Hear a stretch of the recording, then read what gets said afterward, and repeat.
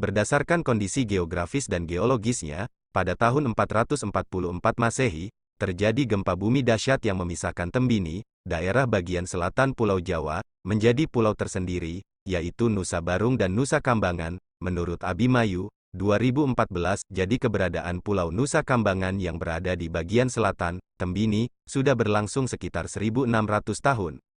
Dalam sejarah Cilacap, Kerajaan Nusa Tembini disebut sebagai kerajaan atau keraton siluman, yang memiliki daerah amat luas membujur dari bagian timur ke barat memutar sepanjang pantai selatan laut serta yang menghadap ke Pulau Nusa Kambangan. Menurut Sudarto, 1975, keraton ini dipimpin oleh seorang ratu berparas amat cantik, bijaksana, serta halus budi dalam memerintah sehingga Ratu Brantarara sangat dicintai oleh segenap rakyatnya. Menurut Sudarto, 1975, sebelum dipimpin oleh Ratu Brantarara, Kerajaan Nusa Tembini diperintah oleh seorang raja yang gagah perkasa bernama Prabu Pulebahas. Oleh beberapa sejarawan, Keraton Nusa Tembini ini sering diidentikan dengan Kerajaan Nusa Kambangan. Priyadi, 2013.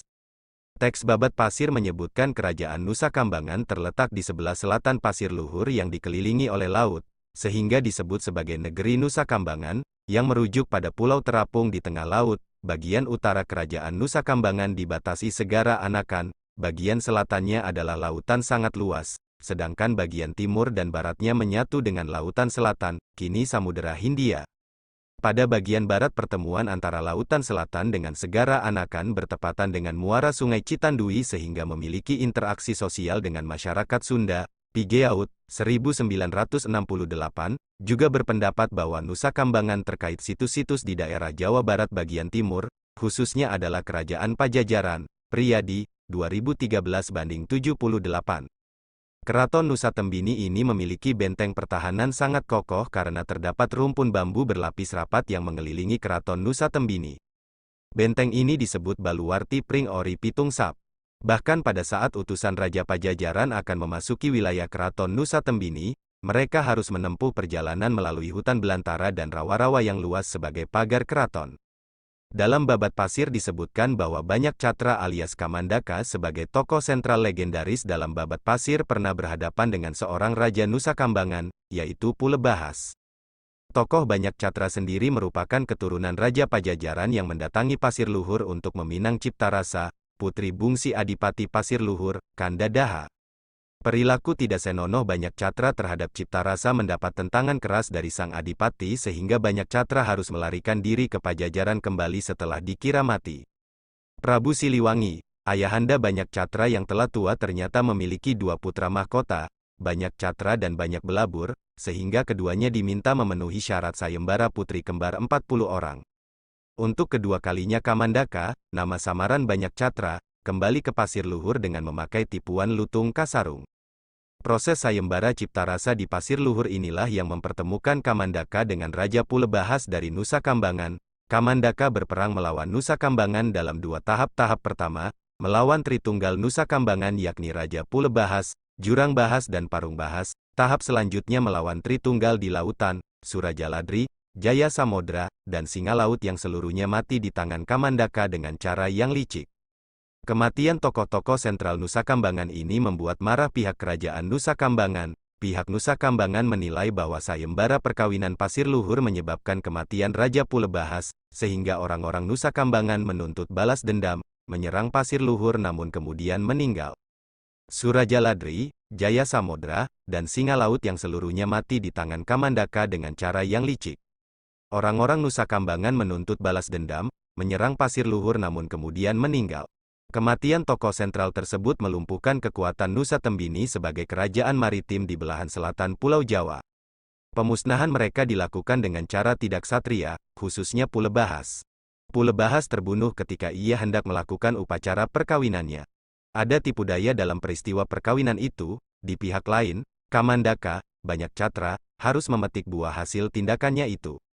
Ia kehilangan hak untuk menduduki tahta kerajaan Pajajaran. Meskipun ia seorang putra mahkota, ia tersingkir dari negerinya sendiri. Kegagalan itu ditumpahkan dengan cara memerangi orang-orang Nusa Tembini yang mempunyai dendam atas kematian tuannya. Di sini, ada unjuk kekuatan Pajajaran atas Nusa Tembini. orang-orang Nusa Tembini diberantas sampai ke akar-akarnya sehingga lumpuh. Menurut kajian sejarah, peristiwa ini merupakan salah satu latar belakang penyebab runtuhnya kerajaan Nusa Kambangan atau Nusa Tembini sekitar tahun 1500-an, pada saat banyak belabur naik tahta menggantikan Prabu Siliwangi sekitar tahun-tahun 1521 sampai tahun 1535 Masehi, sehingga Ratu Brantarara harus memindahkan pusat kerajaan Nusa Tembini ke sebelah utara dekat Segara Anakan dan kemudian mendapat serangan dari Pati Tilandanu dari Pajajaran. Pola kepercayaan masyarakat juga menunjukkan adanya benang merah antara kerajaan Nusa Tembini dengan kerajaan Pajajaran, yaitu sama-sama menganut agama Hindu, khususnya Hindu Siwa di wilayah Cilacap, terlebih dengan adanya situs peninggalan berupa Lingga Yoni dan patung Lembu Andini, tunggangan Dewa Siwa, di wilayah Cilongkrang, Wanareja, Cilacap. Sedangkan pada wilayah Pajajaran dibuktikan dengan adanya prasasti Kawali keempat dan kelima yang merupakan penjelasan terhadap lingga sebagai objek pemujaan terhadap Dewa Siwa sehingga muncul nama Sang Hyang Lingga Hyang dan Sang Hyang Lingga Bimba, Priyadi, 2017:45. Cerita rakyat dalam masyarakat Cilacap menceritakan bahwa di sebelah barat dari kerajaan Nusa Tembini adalah kerajaan Galuh Pakuan Pajajaran. Dalam catatan sejarah, kerajaan ini merupakan salah satu kerajaan Hindu yang amat berkuasa di wilayah Tatar Sunda. Oleh karena kerajaan Nusa Tembini sezaman dengan kerajaan Galuh, maka dapat dipastikan bahwa cerita tentang adanya kerajaan Nusa Tembini berasal dari zaman perkembangan Hindu dan Buddha. Kerajaan Galuh Pakuan Pajajaran merupakan kerajaan besar. Berbeda dengan Nusa Tembini, penguasa Pakuan Pajajaran adalah seorang pria yang gagah berani.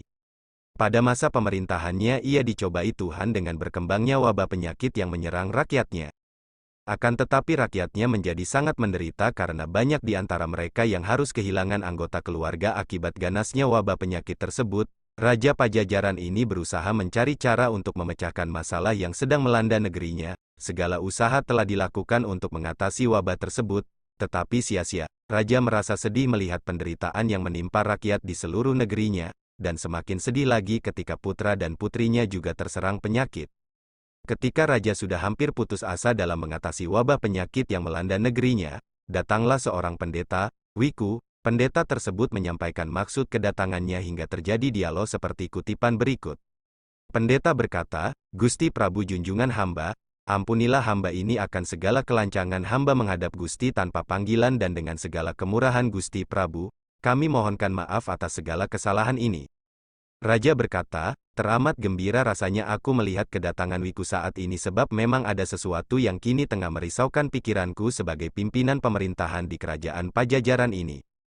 Pendeta berkata, "Gusti Prabu junjungan hamba, rasanya hamba memaklumi apa yang tengah Gusti hadapi pada saat ini karena adanya wabah penyakit yang menimpa para kawula Pajajaran, sampai pula tuanku putri saat ini terserang wabah penyakit itu." Raja berkata, "Rasanya memang demikian Wikut, bahwa kerisauanku dan kecemasanku masih amat mencekam, tetapi apakah kiranya Bapak Wiku dapat memberikan jalan keluar untuk mengatasi kesemuanya ini?" Pendeta berkata, "Gusti Prabu junjungan hamba, kedatangan hamba ini bermaksud untuk menyampaikan adanya wisik, atau ilham yang telah hamba terima. Bahwasanya apa yang terjadi saat ini di lingkungan kerajaan Pajajaran serta penyakit yang diderita oleh tuanku putri junjungan hamba, masih dapat disembuhkan dengan obat apa yang disebut air mata kuda sembrani.